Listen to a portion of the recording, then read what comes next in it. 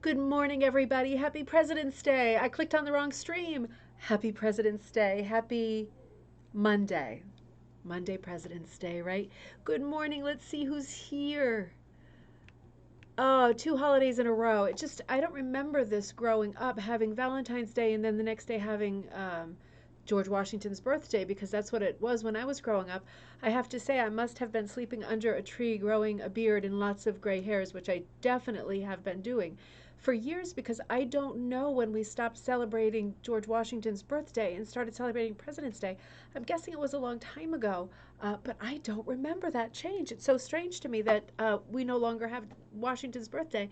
I am way behind the times, I guess. Anita, good morning. Good to see you. Family Day here in Canada. Oh, how nice, Family Day. Oh, that's really nice. Cold with lots of snow, but nice. And nice to have some time with the family. That is so true, right? Susan, winter event here in the South today, allowing me to stay home and join. Oh, that's nice, Susan. I guess it's normally a time when you're not on. That's why I love to do the Friday, because I love to have at least one day a week when everybody can join that's busy during the week. But I'm happy that you were free today and you can join us for President's Day. Oh, Joelle in Calgary. Happy Family Day. See, I didn't know that this was a thing either. How nice. I'm learning.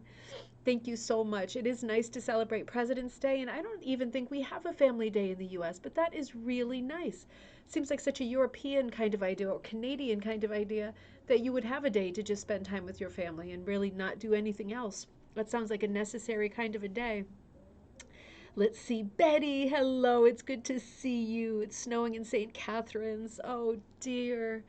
Yeah, we're gonna get hit with snow again. We got to get out of jail free card today because it was supposed to snow and it might this evening, but at least I could come into the studio and crank for a while on orders, and put some stuff together before the snow hits. And then we're gonna have snow two more times this week, which is just unheard of. It's just unheard of. Oh, Mom, good morning. Good to see you. We got a chance to chat this morning in the car. That was nice. Jennifer, good morning. Oh, I'm so glad. Well, it is a holiday. That's right. So I'm guessing a lot of people are going to hop on who are usually not available at this time.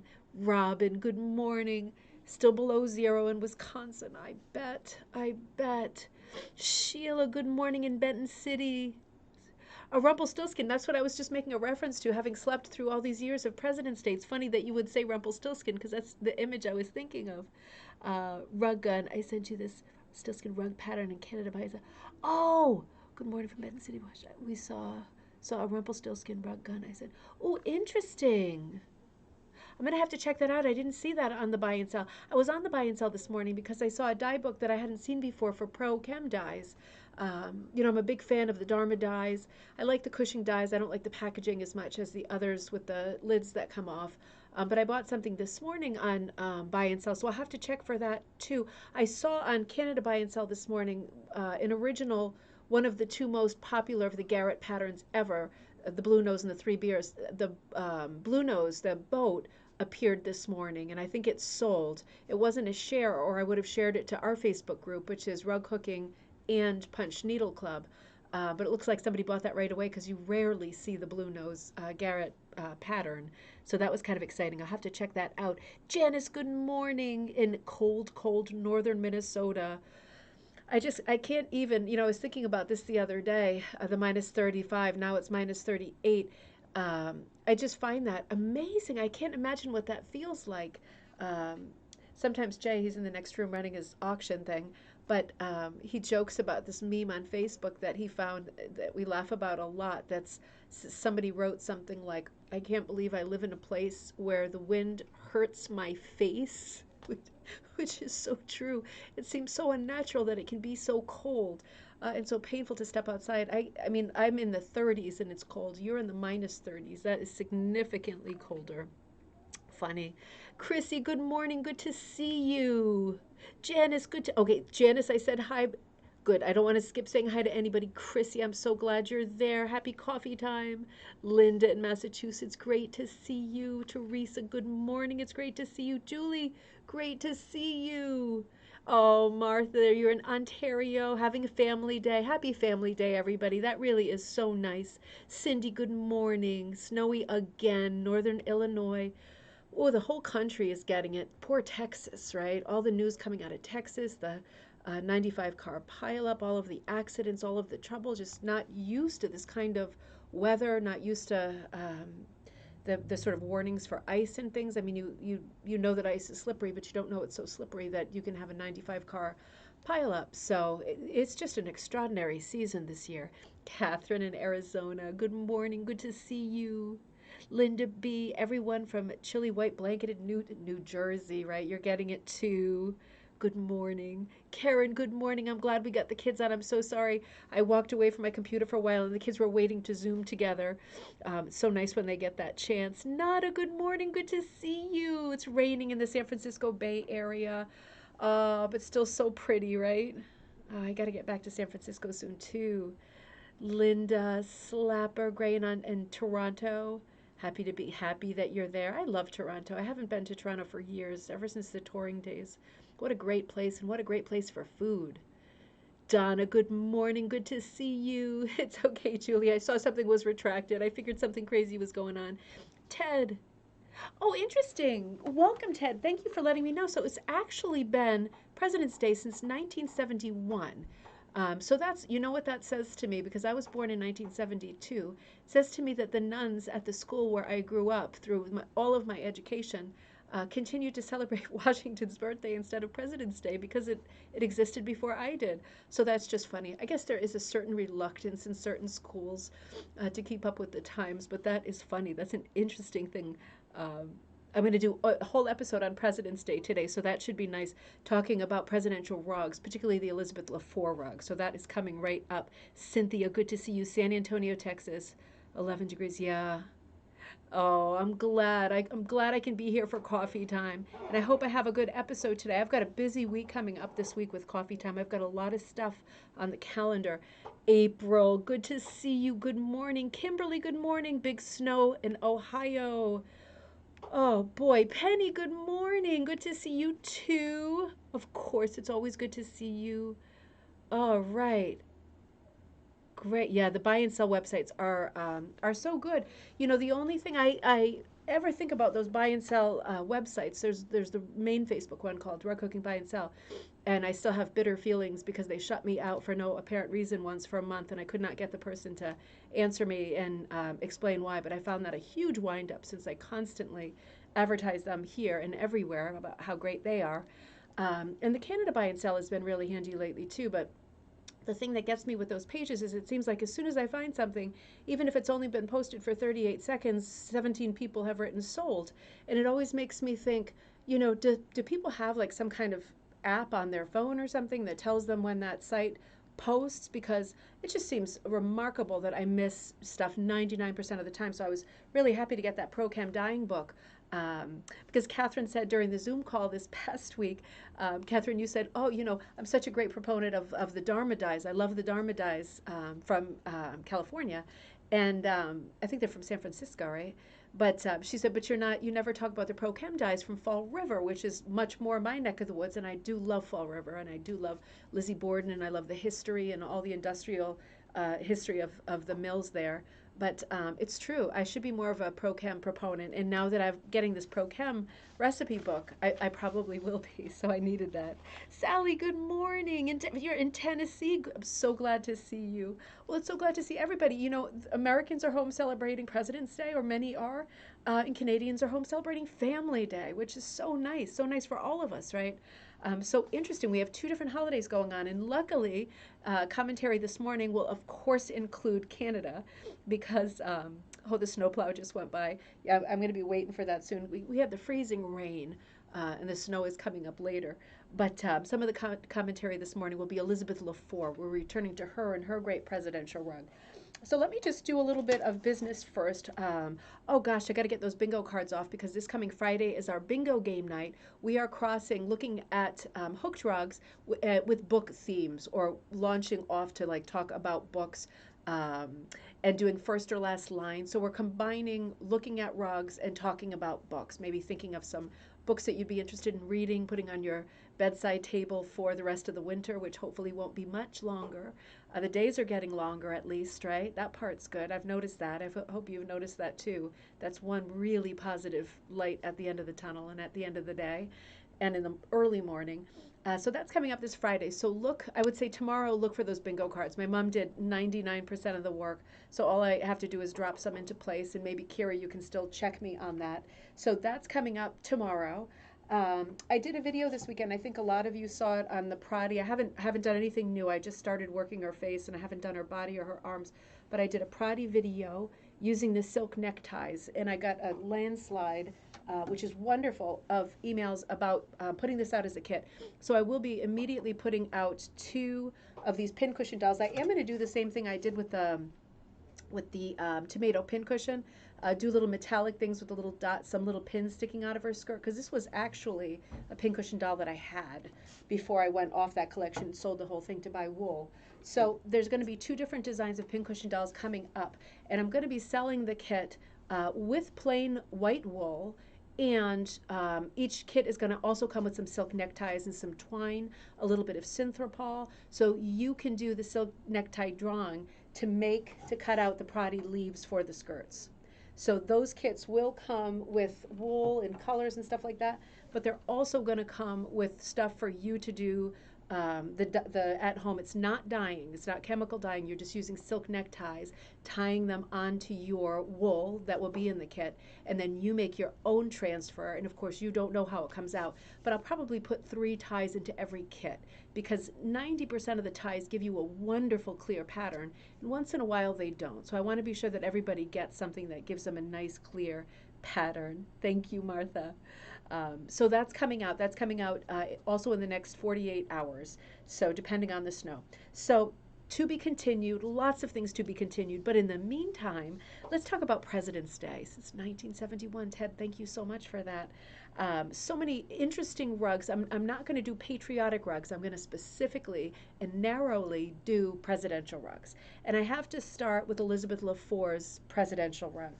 We talked about Elizabeth LeFort last week and a little bit the week before, because she's such an important name in Chetty Camp, and we were doing our whole Chetty Camp chapter. I know a bunch of people bought both the Chetty Camp book and the what was it, Edward Langille book on Lillian Burke that I did a big focus on for Friday Night Cocktail Night this past week. And they sent a special email saying how thankful they were for the review and that people were buying it. So I'm very happy, because both of those books, if you are the kind of rug hooker who loves to read the history, both of those books are essential. They will always be on your bedside table because you'll always keep reaching for them. And I ended up getting this book too, specifically on Elizabeth LeFort. This book I have in my links below. I have an Amazon affiliate link in the description of this video because I have this book too, which is really great. It really is great. Elizabeth LeFort is a Chetty Camp artist, right, in the middle 20th century. Lillian Burke, who we talked about on Cocktail Night and last week, a bit earlier, right, 20 years earlier, 20 plus years earlier. So Elizabeth LeFort is a little bit later, and we're going to come to it in a minute, but they don't really cross. They run parallel to each other. And I think it's one of these great coincidences, like American Bloomsbury having Louise May Alcott and Henry David Thoreau and Emerson and Hawthorne all in the same town. I think it's one of those kinds of coincidences that in Chetty Camp you had Lillian Burke and all of the women who were hooking her really brilliant, unique arts and crafts, very design-driven rugs. And then parallel is Elizabeth LeFort, who was doing photorealism in the middle 20th century. So completely separate apples and oranges, but in terms of geography, fairly close, but not overlapping. So this can be confusing that there's 2 very important names of 2 very important women who come out of Chetty Camp, and they are completely different styles, and the timelines don't cross either. So they almost do, but not quite. So because remember, Lillian Burke, at the end of her involvement with Chetty Camp was the Second World War, when sort of transportation, travel, and tourism stopped between the U.S. and Canada. People traveling and spending money stopped during the war years when people were off fighting. And then Elizabeth LeFort is going to be a little bit later in the middle 20th century. So I was looking at this book in terms of interest, and it is very interesting. Now, whether or not you like Elizabeth LeFort's style, because it really is photorealism, it's a lot of religious themes, tapestries, huge, huge scale, and a lot of portraits. So she doesn't start off this way. She starts off more with this kind of thing. This is the cover of the Chetty Camp book, this image. Things like this. She doesn't start by doing portraits, but why would she? Portraits are the hardest thing to do, really. But this book, in terms of interest, is loaded with photography, and it is written by somebody who knew Elizabeth LeFort. It reads like a novel, and I have to say, it's absolutely perfectly written in terms of catching your interest, very conversational tone of writing, and it reads like fiction. Of course, it's not. It's a biography, but it's absolutely beautiful. The way that this is introduced. This is written by Daniel Doucet, and the link again to this book is in this episode. But he starts the introduction like this, which I think is just a side note and is interesting. Quote, "This is not working," Elizabeth LeFort muttered as she pulled out a skein of wool out of a pot of dye on the stove. It was July 1957, and I was 16 years old, working my first summer as a clerk at the Paul P. gift store in Marjorie Harbor in Cape Breton. So he's got a lot. This is somebody who worked with her years and years and years before he wrote the book, and then reconnected with her to get the information for the book. And because they were friends years ago, it was very easy to fall back into that relationship, into the rhythm of the comfort, because she had, in the meantime, lost her husband, who was her great promoter, and had become a little bit of a recluse in terms of social attachments and involvement. So this book is really beautifully written, and it's much more in depth than anything else I've seen written about her. So one of the interesting things, I'm going to show you her presidential rug in a minute, but just to finish up on this book, and we'll probably look at it in the future. I want to move to some more contemporary themes for a while during coffee time, but one of the interesting things that I pulled out of this book at first glance, and another thing is that it's written in French and English. So I love it when this happens. You get one paragraph in English and one in French. So each page has both languages. So it's actually half the text that you think it is. But if you're working on your French or you're working on your English, this is a great book to practice because the translation is right opposite for each page.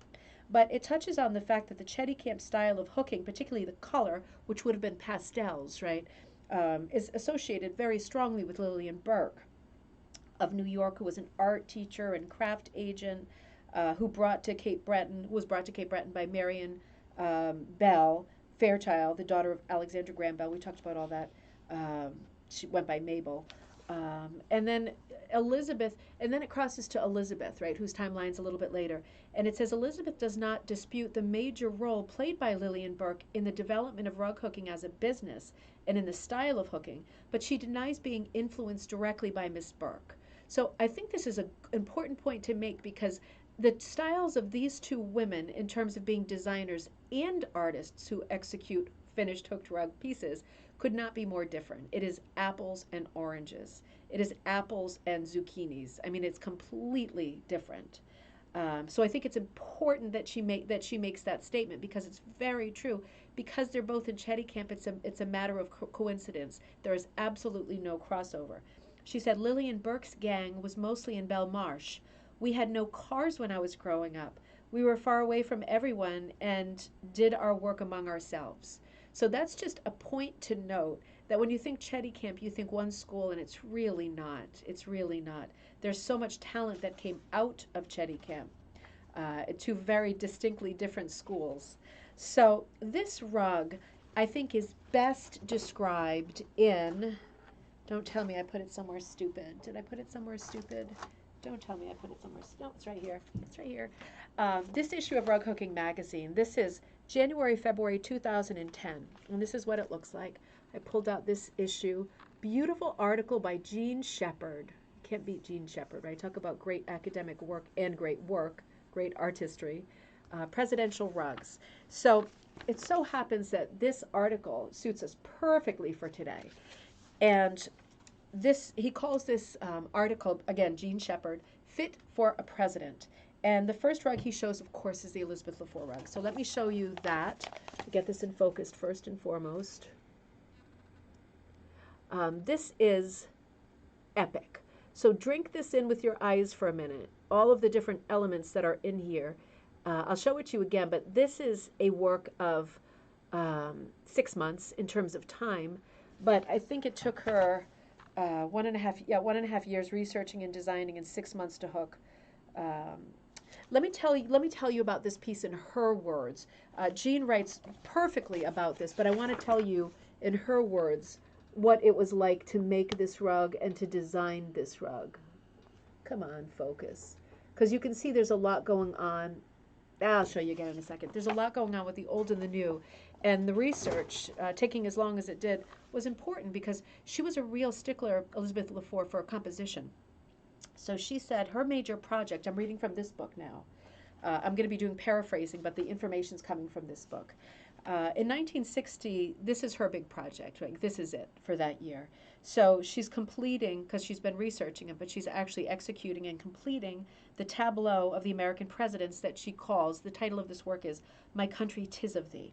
It was first displayed in 1961 in Phoenix, Arizona at the office of the Valley National Bank. That seems like such a small place for it to be displayed. I mean, wouldn't you think something of this magnitude would be displayed in, I don't know, Times Square? I guess not, but outside. But I mean, it's just, it's like an epic, epic work. This gives you an idea of the size of the work, too. This woman standing next to it here. And I think the color's a little bit better in that photo. So she said, some of the years it was exhibited during a 10-year run at the Eastern States Exposition. So I think that must be the Big E in Massachusetts. At the time, it was insured for $50,000, and displayed under tight scrutiny. In announcing Elizabeth's acceptance of the exhibition's invitation to show her work, the executive vice president of the exposition exclaimed, "We are proud that the Eastern States Exhibition has been deemed worthy for the showcase of Miss Lefour's considerable and unique talents." Indeed, right? So the tableau was worthy of the sentiments. This is Elizabeth speaking. She said, "I used 390 shades of color for the 33 presidents and the 7 miles, which is 11 kilometers, of yarn." Elizabeth remembers, and 250,000 stitches, meaning loops. In the heart of the picture are the presidential seal and the seal of the United States representing law and authority of the government. The first 10 presidential portraits are superimposed over a background scene of Independence Hall, which of course is where the Declaration was written, so that was very fitting, an upshoot of her research, no doubt. And the second 10 presidential portraits lead into the Civil War period and are shown with a picture of the first Northern victory. Following the Civil War comes the development of the West, with the settlers and the wagon trains heading west, the forts, the settlements on the riverbanks, and the 6 presidents that represent or span that era.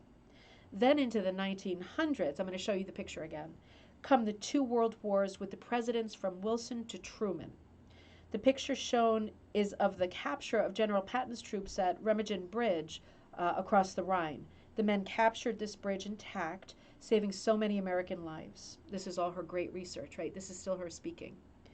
The center panel represents the period since the Second World War, the period of exploration in space, right? That central part with Cape Canaveral. The rocket is one which broadcasts President Eisenhower's voice from outer space. The full moon in the night sky, and I love this part, indicates faith and hope in the future. Surrounding the border of the 50 state emblems is symbolic of the unity of the Union. 4. As they unite the scenes into one tapestry, so do the 50 states unite the country into one nation. How did Elizabeth remember the making of this monumental work? This is a question, and she answers, "It gave me a lot of trouble. At first, I hooked not only the faces of the presidents, but their shoulders as well. Halfway through, I realized it would take up too much space, and I had to undo them all and start over again." Does that sound familiar? We've all been there, right? The pain of that. Apart from the design and the dyeing of the wool, the actual hooking took me 6 full months. And when I finished, I was exhausted. Not surprisingly. So let's look at it again with that in mind, all of the sort of symbolism that she intended when she did a 1.5 years of research. Come on, you. So these are the different eras with the presidential seals. And isn't that interesting? All that all that work, all that thought. I mean, it's extraordinary, isn't it? It really is extraordinary. But you can see what she means if she had put the bust onto every head. Um, it would have been quite a bit bigger. It would have been extraordinarily big. But it's a wonderful composition. So that is probably the most famous of the presidential rugs, just by nature of its merit, being the size that it is, the kind of realism that it includes is just over the top. It looks like photographs of all of these men. So aside from that, I'm going to go a little bit over today because I want to finish talking about the presidents. Aside from that, there are lots of rugs of It's incredible, right? Um, put me in, coach. Put me in, coach. um, Let me show you some, before I move on, because I want to show you some other things in this article that came up, rugs that were actually in presidential houses. But I just want to make the point that if you are super patriotic, you're celebrating President's Day, you love doing things that have to do with American history, not to diminish Family Day in Canada, there are so many designs that are contemporary designs that are out there now that you can do. This design I pulled off of a website called Black Sheep Wool Designs. Fabulous website, Black Sheep Wool Designs. And these are 4 different takes on one pattern. This is all Abraham Lincoln's log cabin. And it didn't say who did which, but these are 4 different interpretations of the same pattern. Get my hands out of the way there. But you can see how different they can be, even down to something like, in this one, it has the cat in the tree. And in all the others, I think it has an owl in the tree. You see what I mean? So just 4 different people hooked Lincoln's cabin. Again, Black Sheep Wool Designs. Beautiful, beautiful pattern. So that is out there for you. I also wanted to show you this great image. This is white cat wool, on Cape Cod. I've been there a couple times to visit Pat. She's got great designs. I cannot tell a lie. This is a Washington rug that on Etsy, White Cat Wool has this pattern. This one here was interesting. It got cut off when I printed it. I'm sorry about that. It actually says, General Washington, noblest of men, his house, his horse, his cherry tree, and him. So it's a bit of a rhyme. This appeared on, if you can see my writing, a website called BIDSQUARE. BIDSQUARE. It says it's an early 20th century rug. It gave it a value of something between $5,000 and $6,000, and that's all the information that was there. If anybody knows anything about that design, the maker, anything, that'd be great. But it's a beautiful depiction, again, of Washington sitting in a chair with his beautiful white wig. And, it's so nice when you go to Mount Vernon, his house outside Washington, D.C., to look at all his stuff and the colors of paint in his rooms and his teeth, which were always thought to be wooden, but they think hippopotamus. I think the teeth are made from hippopotamus bone. So many interesting details about his life and his character, his huge stature, his brilliance in having a kind of a cupola on top of the house, an architectural kind of like a little room on top of the house that would act as a kind of ventilator and air conditioner, so all of the hot air would sweep up, hot air up and out. He was such a brilliant man. He's also the originator of the architectural garden feature called the ha-ha, the fence that's called the ha-ha, which is like a slope of land typical of Virginia and that part of the country, a slope of beautiful, perfect lawn, and it drops down in almost an invisible fence, which is a step down, like a stone wall that you step down into. You could easily trip over it if you weren't seeing that it stepped down. But these small sort of ledges that go down are called ha-has, and it's considered a style of fence, and he's also the originator of that. So many things. But interesting, and a beautiful rug that I wish I knew more about. This is another Washington rug, and this is a design by Jane McGowan.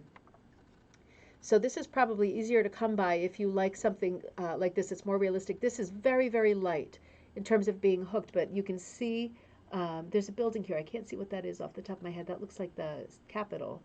And some little vignettes around here, some bits and pieces. Looks like a table.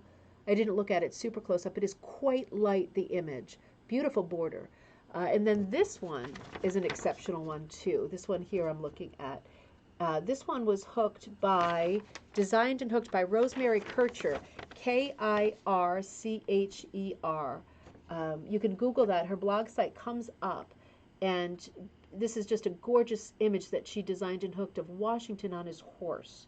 So another really extraordinary presidential rug that's out there. This one was on a site called Nazmiel, NAZMIYAL.com. It didn't say anything about it other than it was a 20th century rug. It looks like a quite new rug to me, but it didn't say anything else about it other than it had sold, and it didn't give the selling price. So again, if anybody knows anything about this rug of Washington, I'd be curious to know. It's a beautiful, simple design, really beautiful, simple design. Looks like it says General Washington on the bottom. Real simple, but real cute. So I'd love to know more about that. And I didn't know anything further on that website. So there are beautiful presidential themed rugs out there if you're interested in hooking one or designing your own. But you know, this article of Jean Shepherd's was just brilliant. And again, I'm looking at Rug Hooking Magazine, January, February 2010. And he did a bit of research to see which presidents through history have used hooked rugs.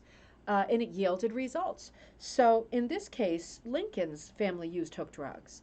The Lincoln sitting room or the family parlor was restored through the provenance of a Leslie illustration. Now, Leslie is Frank Leslie. This was a newspaper man. So this is the image. This is the Leslie image from the Leslie newspaper. What was that called? Oh, I can't even see it with my glasses on. I don't want to say the Atlantic something, but I feel like it was. But anyway, the Leslie illustration was in his newspaper, obviously quite a while ago. Shows a few things that are interesting. There are 3 known rugs of Lincoln's. One of them is in front of this hearth, which is going to be real hard to see, but it looks like this. So it's not, this room is recreated, right? This is a recreated room and people do the best they can. This is the only reference there has been to this room of Lincoln's house, the parlor. So with this reference, they come up with this. And they do the best they can with putting in period pieces that have the same flavor, but they are not the original pieces. Occasionally you do get something with provenance and it is the original piece. This rug is not the original rug. But based on the Leslie illustration, it's pretty similar. And this rug, Jean Shepherd writes, where did it come from? He wrote where it came from. It was an antique dealer. Oh, he said. But anyway, it was an antique dealer, and it was like an something like 1840s rug or something, which really fit in with the idea of it, because apparently Lincoln was known for like rolling around on the floor on the family parlor, the Lincoln sitting room or family parlor. Lincoln was known to play with his children on the floor of this parlor. And no doubt he rolled around on his hooked rug with his kids, and that the hooked rug, Jean wrote, was acquainted with all of the sides of the future president, which is a nice way of putting it. It's a cute way of putting it, him rolling around on the ground. So that rug was certainly enjoyed in the parlor of the Lincoln house before he was president. And then there's another, Frank Leslie's illustrated newspaper. So that's what the newspaper was actually called. So this is another Leslie illustration of the Lincoln house from way back when. This one here. Try to get you in focus. And I don't know if you can see, but in this illustration, there's a hooked rug way over here and right here. This is a long, skinny hooked rug in front of the stove. So what they did with this room in recreating it was, Teddy's calling me on the phone, I'm sure, to tell me about a video game. What they did with this illustration was they recreated this room. And as you can see, they put a rug here, and they put a much smaller stove here. If you look at the stove in this illustration with the rug, you can see the stove is very big, very wide, and there's a very long, skinny rug in front of the stove. So they didn't have the wide stove, and they didn't have the wide rug. They put a skinnier, a more narrow stove and a more narrow rug. But that fits the look of the thing, right? It definitely fits the look of the thing. So in that second illustration, Leslie illustration, we see 2 different rugs that were in the Lincoln home. So all 3 of those rugs are gone. Nobody knows where they are. They're somewhere. Hopefully they're somewhere. But the rugs that are there now to create these recreation rooms are very similar to the originals, based on obviously heavy scrutiny of these Leslie illustrations that are perfectly accurate. So that was interesting reading about the Lincolns that way. And then he makes reference to Lincoln tribute rug done by Ivy Collier in 2009 of Nottingham, Maryland. This is a beautiful one with a lot of text based on one of Lincoln's speeches. Of course, he was such a famous orator. He was a lawyer, wasn't he? Of course, before he was president, so he was wonderful with words. But the really interesting thing for me in this one is not just the words, but if you can see the watermark, Lincoln's face behind the words.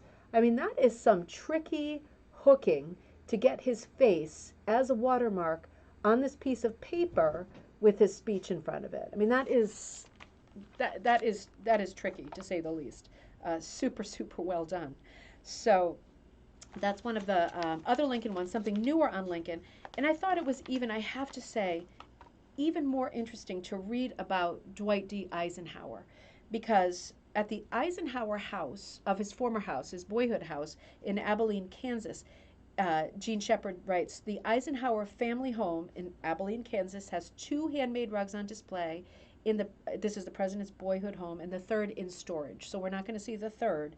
While no conclusive documentation, I'm paraphrasing, traces the provenance of this rugs, it is well known to the museum that they were Eisenhower rugs and they were made by the family. And it is widely believed, according to family lore, that Dwight D. Eisenhower's dad hooked these two rugs. Now, his mother was big into handcrafts, but apparently not hooking. It was his dad that hooked rugs. And it says, Gene writes in this article, these rugs are very well used. There's evidence that these are not commercial patterns, which would mean that his dad made the patterns for them, and I'll show you the rugs in a minute. They don't know when the rugs got put down. The one date that's for sure is that Eisenhower went to West Point in 1911, right? So he left the house at that point. It's not clear whether the rugs were down before or after, but they certainly predate 1911. These are much older rugs. So these are the two rugs that are not in storage that are associated with the Eisenhower family. And again, family lore dictates that these two rugs were hooked by Dwight D. Eisenhower's dad. And you can see these are both scrap rugs, right? He's used bits of color. He's used some kind of suiting or whatever with the black and the white, something that changed, something's probably tweed or plaid. And he's put in some flower shapes. He's got some camel color. He used what he had, which is exactly what you do. It has a sort of late 19th century feel. Oh, that's okay, Heather. We're still here. It has a beautiful late 19th century feel that you get this sort of simplified, stylized flower pattern right up until the Art Deco period. But these are older. And then this one, sort of an arrowhead design. Again, not a commercial design. It just doesn't ring of a commercial design at all. It's very simple. He's gone out of his way to use colors that he's had. You can see on one side of the arrow he's used reds, some kind of a red print that existed. On the other, more of an orangey brown. So he's used what he had. It appears that he's doing his best as he goes along. It is a very striking and successful composition, but not like anything I've ever seen. And I think it's just remarkable that a president grew up with these rugs underfoot. I mean, presumably. They can't prove when the rugs were put down, but these rugs certainly predate his time at West Point. So until that point, he was living in the house. So I thought that was really interesting. And the last thing I'll cover today is the Roosevelt, the FDR house. Roosevelt had Campobello in New Brunswick, Hyde Park in New York, and Warm Springs in Georgia. So he had multiple residences. And, FDR is known for having, particularly Eleanor, having hooked rugs around. She really was so invested in the sort of handcrafts movement. She did a lot with money, involvement, partnering with groups that were handcraft groups teaching women skills and trades and selling, like so many of the women we've been talking about lately. She was hugely invested in that. So needless to say, there were lots of rugs around the FDR residences. And Gene Shepard in this article says that he was brought to Top Cottage, one of the residences, to remake two of the lost rugs. Again, when people pass away, stuff goes to the family, and then it either gets lost, it changes hands, things change hands, and things get lost, even important things that belong to important people. And two of these rugs were lost, and one of them is the presidential seal, which Jean Shepherd reproduced. So this is Jean Shepherd's reproduction of the presidential seal. This is the original, this is the photo that he was working with. So this is the original scene and the original rug. And with that information, he was able to make this so that it's in existence again. And then the other one he was able to make that I thought was interesting, and I wish I would have pulled it because I just saw this and I was already up here at the studio. Different issue of Rug Hooking magazine, November, December 2002, had an article on him actually making these two reproductions of the two lost FDR rugs. So I'm going to pull that tonight and read that article. But you might, if you have that article handy, November, December 2002, Rug Hooking magazine, you might want to pull that and read it in the meantime because that'll be fitting right in with what we're talking about. The second of the lost rugs is this one of, remember his little Scott Terrier, Fala? So cute. So cute. So this is Fala, and Fala had an interesting story to begin with. This is Jean Shepherd talking in this article. This rug was recreated in 2002 for, again, Top Cottage, one of the residences, using archival information from the U.S. Park Service. Jean designed the rug. He talks about the cuts and everything, number 8, number 10. Using photos from the time, it showed the rug under the president's desk. So he wasn't getting a clear picture of the Fala rug because it was under the president's desk. He didn't have a really good source for it. So this one must have been a tricky one to design and to execute. But the original rug, and this is the part I really love, the original rug was made by the first grade class from the Joseph Clisby School in Macon, Georgia. And I love Macon, Georgia. I've been there a couple times. I love Macon, Georgia. What a great town. But anyway, the first graders at the school in Macon, and it was given as a gift to the president, FDR, in 1942. And he had that under his desk. So he obviously cared very much about that rug. And it's interesting to note also that in the sources that Jean Shepherd found of these presidential rugs, the hooked rugs were put well out of the way of traffic through the rooms because remember he was always in a wheelchair. So he wouldn't want to wheel over stuff. So they were always put in places where his wheelchair would not go over them constantly. So I thought that was an interesting touch just to remember the kind of life that he had and that consequence of polio that was with him always, always, always. We hardly ever saw it on TV, but we knew that it was there afterward. So after FDR's death, Top Cottage and its contents passed to the heirs. And in May 2001, the National Park Service acquired the house, thank goodness. Since that time, in cooperation with the Roosevelt family, they've been trying to put things back together. So there was a gap in time when people, didn't sort of preserve these landmark historic places, or that the funds weren't there to. But luckily, this is a work in progress. Is putting this back together. So many historic houses have this same story. But just using these black and white photos as references, he was able to put two of the rugs back into Top Cottage for people to come and tour when times are less crazy and tours are happening again, right?